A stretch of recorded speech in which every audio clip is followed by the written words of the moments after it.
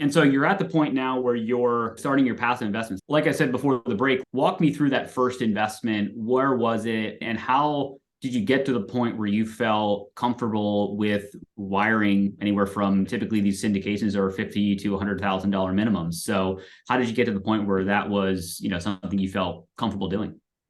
Yeah, two or three pieces to that. So the first one, starting out thinking about what are the other alternative options for investment? I think that was the first one, right? So really thinking through those.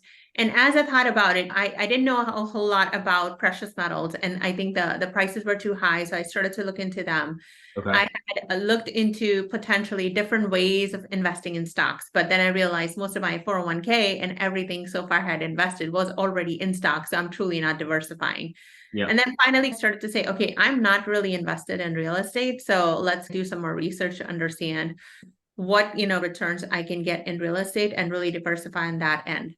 So with that, that kickstart my journey towards real estate. Now, specifically thinking about passive investing with somebody, that did take me honestly a few months of time. Yeah. And end of the day, whether you know your sponsors or not, it is important to take that time to get on a phone call with them. Is it a similar personality match? I actually like to call it, is it a value match? Because end of the day, are our values similar? Are we trying to achieve the same things, similar things, but also with same values?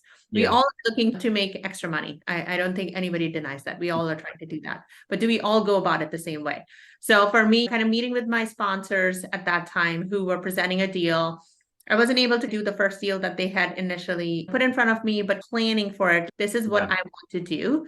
But then also vetting them along the way. So, what's been their background? How many deals have they been part of? Really understanding what's their kind of backstory and why did they Yeah. get into it? Is it a personality and a value match? So, did all that. Of course, that first time you do any deal, that's the hardest. And Right.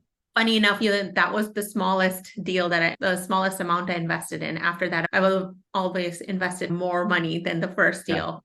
But got started on that, and that really helped me think through, okay, what are now the new things I need to think about from an investor standpoint?